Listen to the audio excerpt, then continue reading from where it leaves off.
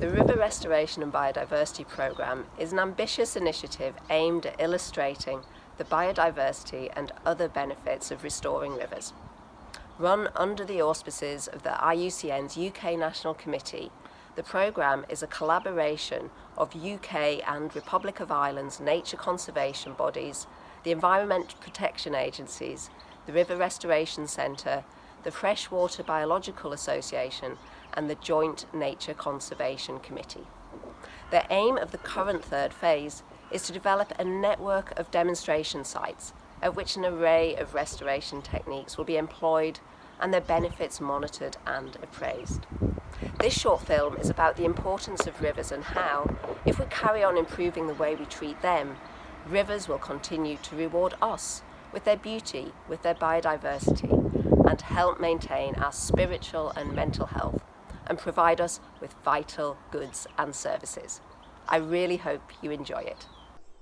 Of all the many different landscape features that characterise landscapes, whether that be hills, woodlands or valleys, it is perhaps rivers that stand out in attracting human attention, and whether that be in cities or in the depths of a great wilderness. And this is for good reason. Rivers are, after all, of huge importance, of course, for wildlife, but also for humans, for recreation, for walking and swimming. They are a supply of fresh water that supplies towns and cities and industry. Natural rivers help us to prevent the worst effects of flooding, and many rivers are vital for navigation and have been for centuries. Healthy rivers are therefore vital for the health of human societies and indeed the natural world. They are the moving part of our landscape, which shape both where we live and our countryside. Rivers feel very different to other open spaces. Even in urban areas, rivers and streams are quieter places that allow you to get away from noise and stresses. Rivers are incredibly important for society as a whole. They are in effect the canary in the mine for our landscapes. They reflect the quality and health of our landscape.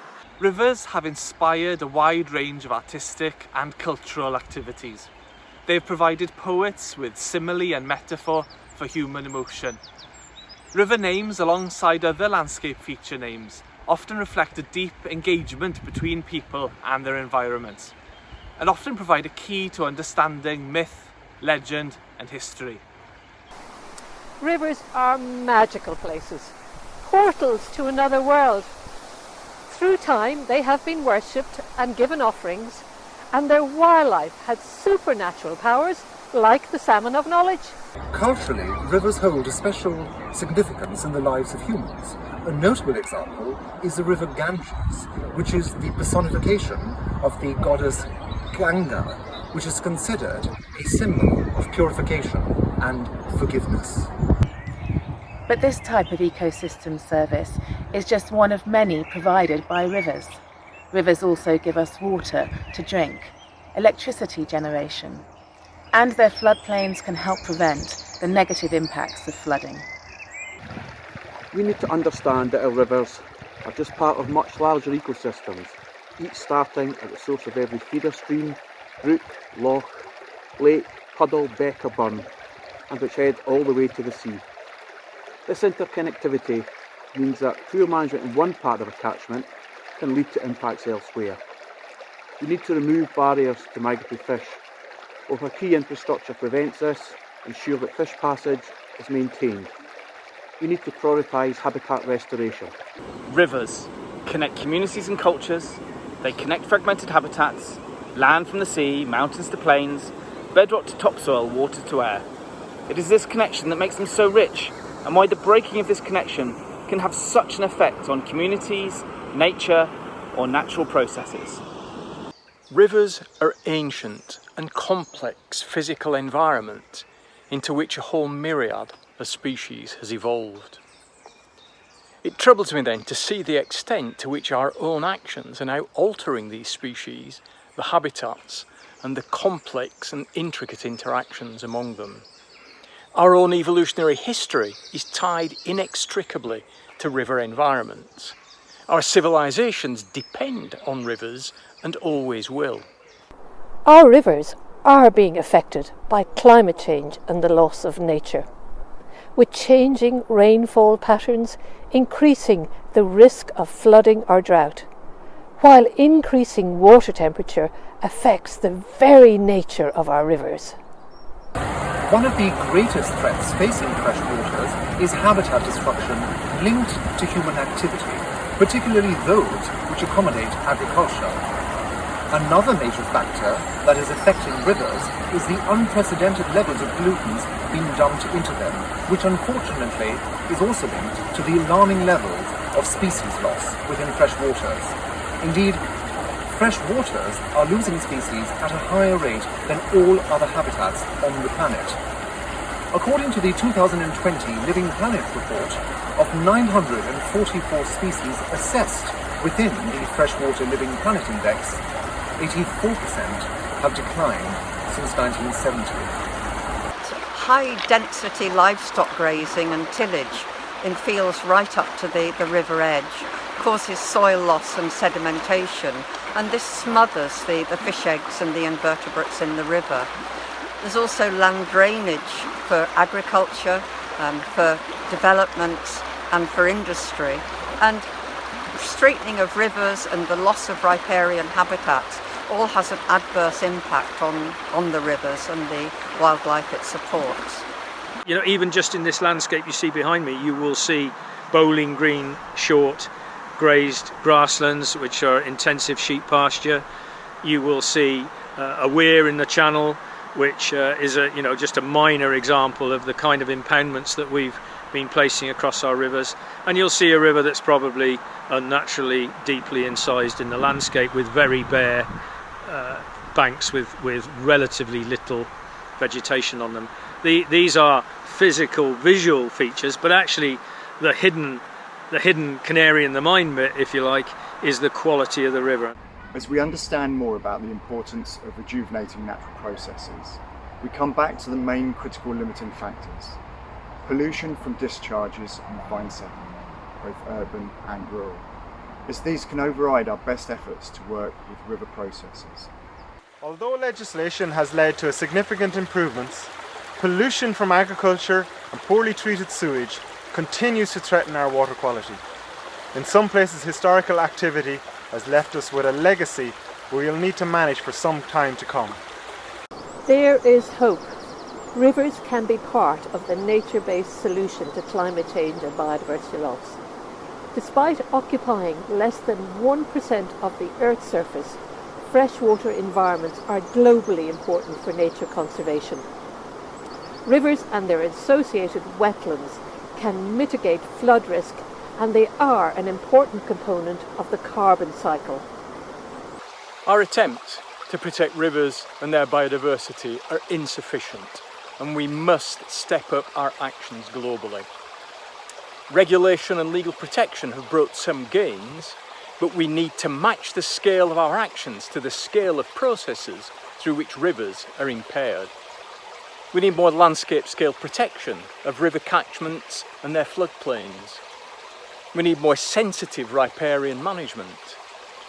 We need better connectivity throughout whole river systems and flow protection to protect the migratory routes of organisms such as fishes. And we need better control of diffuse pollution.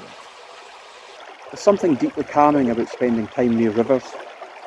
Moving water's captivating, and it can act as a very special and free form of therapy. I think people are instinctively drawn to water, and that it makes us feel better in myriad ways. They're just getting some fresh air, or seeing something new or special: an otter, a trout, a heron, an electric blue flasher kingfisher. Rivers are exciting places to be and provide enormous benefits to your mental and physical health and well-being. Sympathetic land management is key. For example, improved agricultural practices on land adjacent to rivers should be adopted, and buffer zones allowed to develop so that any residual damaging effects are mitigated. These and other actions should be meaningfully assessed and their benefits promoted. We need to give rivers and streams room to move. This allows rivers to reshape themselves, helps clean riverbed sediments, reduces nutrient concentrations and lowers temperatures. It helps vary water depth and speed, providing places for wildlife to live in high and low flows. In the right place, rivers that are well connected to the floodplains can slow overland flows, helping reduce flood peaks and serious erosion. It also helps create unique wetland habitats that are resilient to climate change. Making room for rivers is good for people and wildlife. At a practical level, we need the support mechanisms and the science evidence base for what actions we'd like to take to restore rivers. But it's also equally important at a social and a cultural level that we reconnect communities with their rivers so that we can demonstrate and they can appreciate the multiple benefits that a healthy river and restoring a healthy river can provide for people and for wildlife. No river's beyond redemption. Any river can be restored, but restoration resources are limited and we must use them wisely and to best effect. The benefit of restoring a badly damaged reach that's crucial at the system scale is often greater than that gained by restoring a river that's already pretty good. And restoring an urban stream can create valuable social benefits, even if the ecological uplift is limited. So considering a river's catchment context and social setting helps focus restoration efforts where they do the most good and ensures that multi-stage projects are implemented in the right sequence. We know that we can do much better than we presently are doing, and there are many examples across the country of where improvements to rivers reveals what we can achieve if we put our mind to it, and some of the examples that I've seen give me great hope as well as inspiration. The Eddleston Water Project is a partnership led by Tweed Forum with Scottish Government, Scottish Environment Protection Agency and Dundee University, which looks to provide the science evidence base for the benefits of restoring our rivers.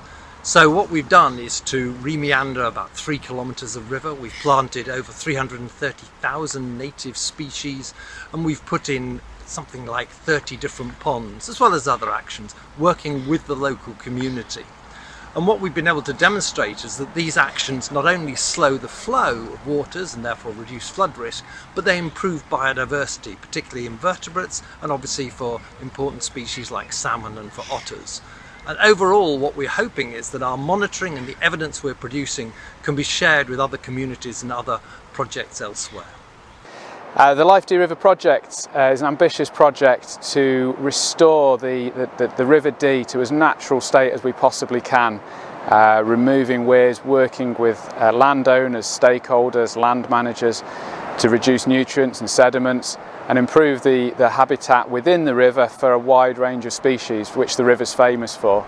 And I think it's really important for people to know and appreciate what's in the river so that they can have a deep-rooted ownership and want to protect it in the future.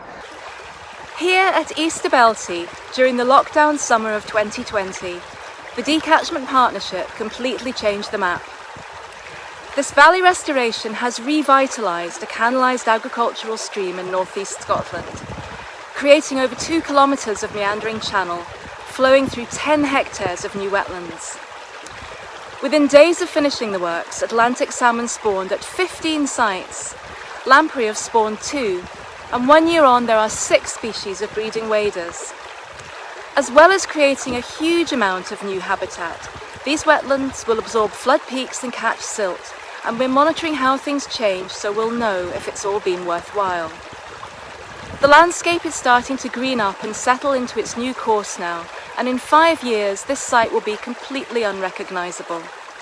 We can't wait to see what the river makes of its new freedom and watch the wetland wildlife return. The commonly held view of rivers that developed markedly with the dawning of the Industrial Revolution as a resource to be managed, constrained, trained, is now changing.